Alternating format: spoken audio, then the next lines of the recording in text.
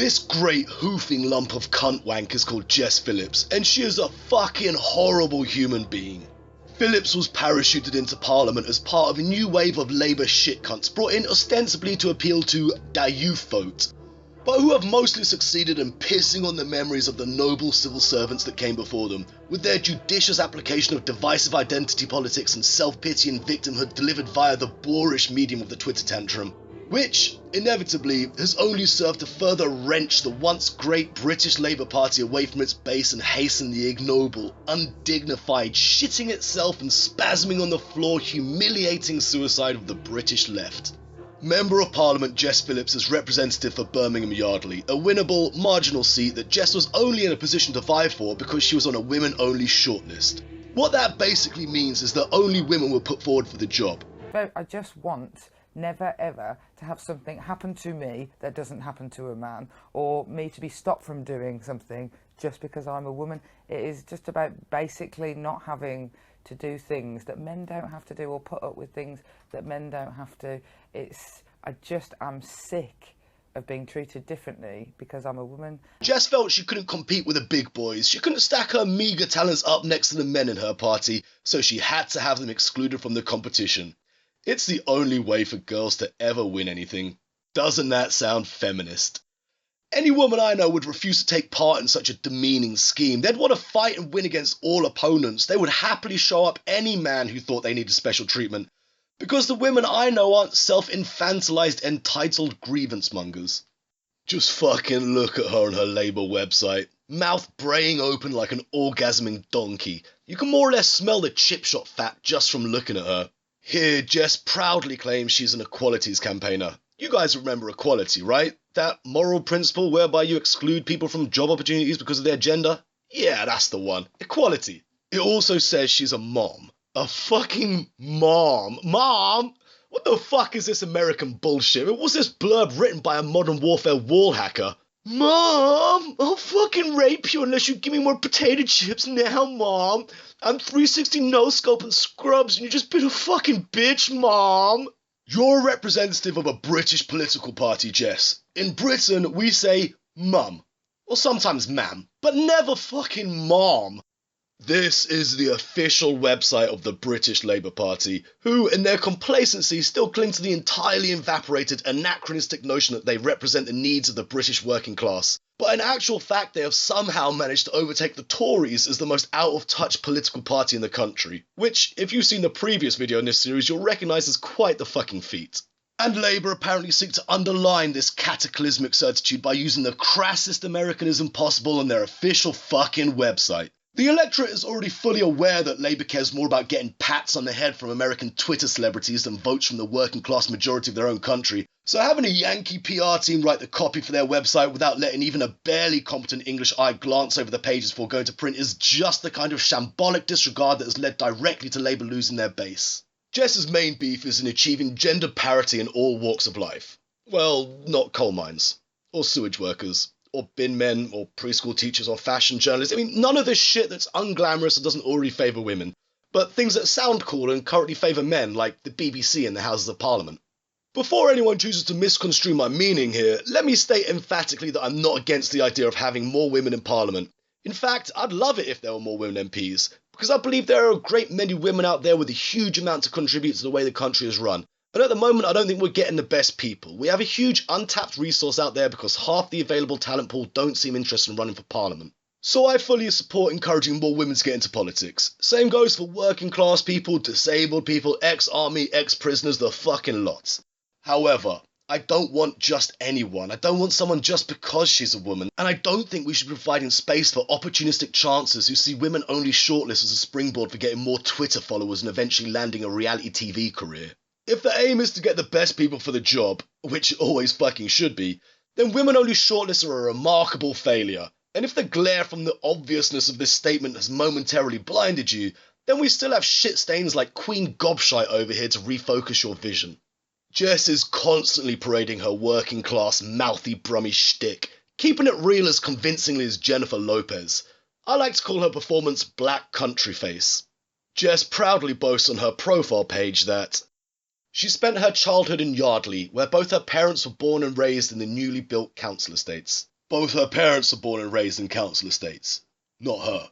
Jess was born and raised in a nice middle-class home with a bearded teacher for a dad and a mum who was deputy chief executive of the NHS Confederation. Jess describes her childhood as like being raised by Jeremy Corbyn, so I'm assuming her formative years primarily involved the forced collectivisation of grain yields and sending parcel bombs to the local synagogue.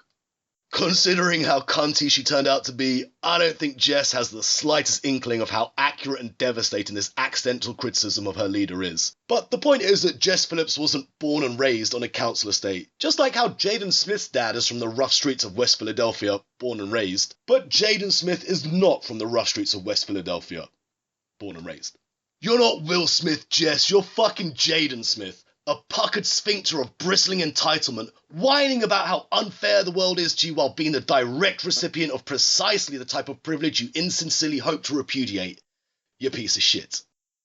Prior to finishing her postgraduate studies at the age of 32, Jess had worked for Women's Aid as a business development manager and also as a manager of Mummy and Daddy's events management company. Salt of the earth. Still, I won't be too hard on her. As cushy as her CV seems, it's still better than her boss, Jeremy Corbyn, who has never worked a real job and has been a backbench MP for his whole career, apart from a 2-year sojourn to the Caribbean where he worked as a Jamaican pig farmer. Although in all honesty that could just be a reference to his well-publicised affair with Diane Abbott. That's right, these two people are fucked. Just thought I'd leave you with that horrific mental image. Just picture Corbyn's slender white socialist derriere thrusting arrhythmically against the vast dark horizon created by Abbott's undulating thighs, like a futile attempt to divide and conquer the night sky using nothing but a flaccid Q-tip. I bet she hardly even noticed he was there, dutifully jerking his bony butt back and forth in a vain endeavour to pleasure the rippling landscape of sweaty black flab in front of him, until one of her elephantine wheezers accidentally sucked that stick-thin commie deep inside her tenebrous flesh folds and she was forced to grunt him back out again to avoid asphyxiating her future leader. Where were we? Ah yes. As a member of the Labour Party, Jess feels entitled to claim she represents working-class values, rights and interests, whereas most of her colleagues are far more open about the paternalistic, authoritarian cultural Marxism that drives their political ambitions. To this end, Jess has arrogantly positioned herself as the Nelson Mandela of working-class lasses, as if the salt-of-the-earth Sharons and Traces of this world could give an anus-burning hangover shit about the genital arrangement of the Chancellor of the Exchequer. As if their self-esteem was in any way linked to statistics about how many posh girls they'll never meet get to plant their underused, uptight pussies on the hardwood benches of Parliament. When in reality, Sharon and Tracy have fucking buckets of confidence and are far more interested in getting fingered behind KFC by a boy with spiky hair or winning third prize in a Yates's Jagerbomb competition. Having barely been in the spotlight for a year, Jess has racked up quite the enviable score on the cuntiness index. Shares in cuntiness have fallen through the floor as Jess has flooded the market with a robust cunt abundance. One of her earliest hits was spitting in the face of suicidal men suffering from mental illness by laughing at the idea of an International Men's Day. Give you a flavour, Mr. Chairman, of the type of things that may come up and which will be part of International Men's Day. I'm not entirely sure why it's so humorous, but to discuss issues such as men's shorter life expectancy, wider male health issues, many of which go unreported through embarrassment of men to sort of go along and talk about these things, the high suicide rate amongst men, the propensity for violence against men. There's many male victims of domestic violence, again, as something that goes very much unreported because of lots of embarrassment about it. You have to excuse me for laughing, that the idea that men don't have the opportunity to ask questions in this place is a frankly laughable thing. As I say, as the only woman on this committee, it seems like every day to me is. Well, I wasn't making, with respect, I wasn't making that point. I wasn't making the point that men don't have an opportunity to ask. I was about men's issues. There's a very big difference between men raising issues and the raising of men's issues. But one could... This bit of bigoted casuistry is typical of Jess and her ilk. Because there are men in Parliament, that means that no men anywhere have any problems. A very fucking logical deduction there, you dumb prick. Just because an issue is raised by a man, it doesn't make it a men's issue, unless we want to go back and rewrite history to declare that Margaret Thatcher's reign was one where women's issues were brought to the fore every time the great serpent queen opened her venomous maw. It doesn't even occur to Jess that the kind of men who are crying out for help, who need an International Men's Day, are not the same kind of men sitting on parliamentary committees with her. These men don't have the same concerns or life experiences as the private school-educated men Jess spends all her time with. She can't understand this because she is utterly committed to seeing herself as a victim and a champion for other poor victimised souls like her, and so she assumes that all the men around her, all the evil, drooling, rape-hungry men around her, feel exactly the same, but for reasons that are entirely illegitimate compared to her own. Jess projects so hard I genuinely believe we should hand her over to SETI and utilise her neuroses as a method of communicating with distant alien galaxies.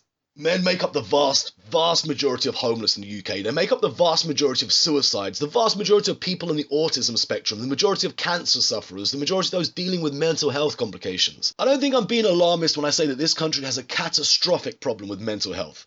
Anyone with a friend or family member who suffers from mental health problems will be able to relate to this. It's a serious issue and one which requires the attention of serious people. I'm not arguing that men have it harder than women any more than I'm arguing that women have it harder than men. I think such discussions are pathetic and divisive.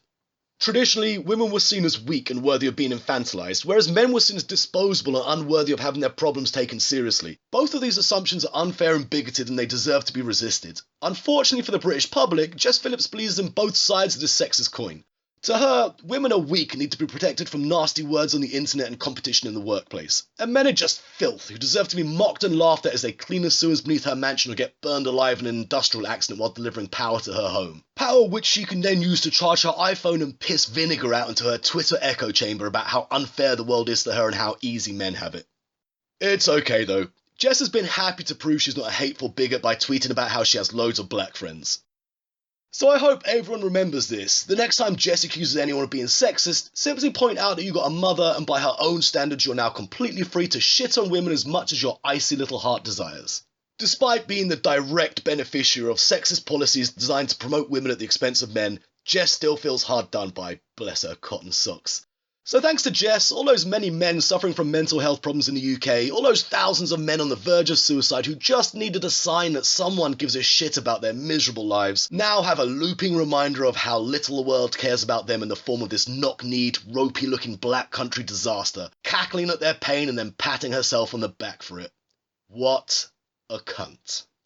No wonder people are withdrawing from politics when they see themselves being represented by a spiteful clown with that much of a chip on her shoulder. Well, less a chip and more an entire fucking crop of King Edwards blossoming on her upper back. The chip on Jess's shoulder is so vast and greasy it could supply the entirety of Glasgow with trans fats and facial acne for a decade. There is so much fucking spud next to her neck that if Jess was around in 1845 she could literally shoulder the blame for the Irish potato famine. But don't get shit twisted. Don't think that Jess actually gives a fuck about women either. She doesn't. She doesn't care about women at all. The suffering of women is nothing more than a tool she can use to bash white Western men and advance her own career. Anything that detracts from this primary objective needs to be resisted at all costs, even if it means ignoring or downplaying the suffering of women. After the horrific mass sexual assaults that took place in Cologne on New Year's Eve 2016, Jess was absolutely sickened, disgusted and hurt over the fact that she wasn't the centre of attention. So she felt morally obliged to barge her way to the front of the victimhood queue and scream, "What about me? I'm the victim. I'm the victim. It's the men of this country who are the true animals. For God's sake, don't forget that I'm the victim." An example in Germany of how mass immigration maybe doesn't work. Don't you think the women in Cologne and the woman who was unfortunately killed in Sweden, don't you think they're scared as well? I couldn't agree with you more that there has obviously been the very rapid nature of lack of cohesion has been caused. However, there is violence against women and girls that you are describing. A very similar situation to what happened in Cologne could be described on Broad Street in Birmingham every week, where women are baited and heckled. Now, I'm not entirely sure whether Jess was just being her usual self-pitying, dishonest self here, or whether she was abiding by the radical feminist doctrine that every single minor inconvenience, insult or unwanted comment a privileged Western woman receives is entirely equivalent to getting gang raped in sub-zero weather outside a train station while policemen look on helplessly. Liar or cretin? I'll let you decide for yourselves.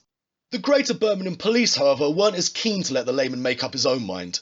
Inspector Gareth Moss said, Like any city centre, we have issues linked to people out drinking, but the types of attacks reported in Germany are a million miles away from anything my team encounters in Birmingham. Adding that while over 800 women reported sex attacks on New Year's Eve in Cologne, 5 sex attacks were reported in the space of 12 weeks in Birmingham's Bond Street.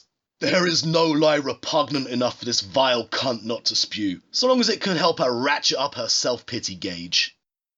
I've done quite a bit on censoring the internet and why it's a terrible, terrible idea, so I'm not going to go over all that again, merely direct you to my Guardian free speech video which covers most of the points.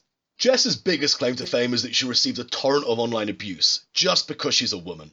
No other reason. Not because of anything appalling she'd said or done, it was all about her gender. Male MPs never receive any online abuse. In fact, if a male member of parliament spitefully laughed at the notion of an International Women's Day and downplayed the mass sexual assault of German women as nothing more than a bit of heckling, I bet not one single feminist would have anything critical to say. I bet no feminist would tweet anything nasty at him, they'd just recognise that they were powerless before his male privilege and then go make him a sandwich or something. Because that's the way the world works in the tiny bigoted mind of Jess Phillips. Her best organised and most skillfully pulled off pity party was the widely reported story that she received 5,000 rape threats in a single night. The problem with this story, however, is that it was total bollocks. On the heavily reported night in question, Jess didn't receive a single threat. Not one. There were quite a few nasty comments sent to her, but nowhere in the region of 5,000 and not one single one was a threat. This particular debacle started the previous year, when Jess scoured the internet to find proof that people were mean to her, eventually unearthing 2 incredibly vile comments supposedly posted about her on Voat. In case you never heard of Voat, it's pretty much identical copy of Reddit, except it's only used by about 5 or 6 people per year. Typically the kind of gentle sir whose neckbeard is too voluminous and unkempt for even Reddit to accommodate. The Voat comments she found were downvoted into the minuses, meaning that it was hidden from public view unless someone specifically clicked on it. That these messages were too much even for the insalubrious bitter troglodytes on Voat kinda puts pay to Jess's lie that the internet is a seething mass of male rage and hatred. There's not even any proof that these particular comments were made about her. They could just as easily be screenshots of Justin Bieber fans expressing their clitache over his new girlfriend. But even if we assume these were actually about Jess Phillips, neither comment constitutes a threat. These quotes aren't particularly nice. It's not the sort of language you put in Granny's birthday card, especially if you have one eye on that inheritance like I do. But neither constitutes a threat, and certainly not any credible threat. These messages were probably only viewed by about 12 people, the majority of whom were disgusted with them and downvoted. When Jess tweeted them out to all her followers, what exactly was she trying to accomplish? To let the world know that some unpopular someone on a dark and largely underused corner of the internet had some salty words for her? Bollocks. She was generating pity, using a comment that would have otherwise sunk down into the murky waters of the internet never to surface again, forgotten amongst the digital detritus on the seafloor. Alas, it was desperately dredged up by Jess to illuminate the severity of her suffering, thus preserving this scrap of cancerous code and amber for future generations to witness. Those future generations include her children, by the way, whom Jess conscripted into her victimhood crusade by claiming they could be traumatised by seeing such words said about their mother. Maybe you shouldn't be doing everything in your power to promote such shite then, Jess. If you really gave a fuck about the fragile minds of your little darlings, Jess, you'd have left this filth on Voat where it belongs. But it was no use to you there, was it? It doesn't even look like Jess found this message herself. It looks like someone called Declan dug it up for her and sent it over with kind regards, as if he were one of her staff members who had been ordered to unearth some evidence to support her pity narrative. You can't just go around lying about people sending you threatening messages online, especially when the evidence you produce shows clearly that the messages don't contain a single threat and weren't even sent to you. In fact, these comments needed to be laboriously hunted down by a wizened, wispy, white-bearded Google Foo master living in seclusion atop a Chinese mountain. So it was in reaction to her disingenuous behaviour that Jess was trolled one night by a handful of people who tweeted her the message, "I wouldn't even rape you." Again, this isn't a particularly nice thing to say, but it's not a threat. It doesn't seem like any single one of the national newspapers that covered this story bothered to do any actual journalism, and so this fake news story spread and slotted neatly into many a newspaper's narrative. YouTuber Woolly Bumblebee has a video demolishing this lie, and I recommend you all check it out if any further proof is needed. Jess isn't the first Twitter celebrity to paint herself as a damsel in distress, the poor, fragile victim of an unfair, hateful male world. She isn't the first third-wave feminist to decide that personal achievement was too difficult a path to relevancy, and realised that self-pity was a much more lucrative route. So her tactics were nothing new to me and to the thousands of others who called her out on her shit. But the interesting thing about Jess is that she can't seem to decide whether she's a tearful victim, hunkered down in her taxpayer-provided panic room, jumping at shadows and shitting her stretch waistband jeans whenever the doorbell rings, or whether she's a brave gender sentinel standing strong on the parapets of equality, suffering the slings and arrows of outrageous misogyny with an indefatigable smile on her face and nary a dent in her shimmering armour. So which is it, Jess? Are you a liar or a pussy?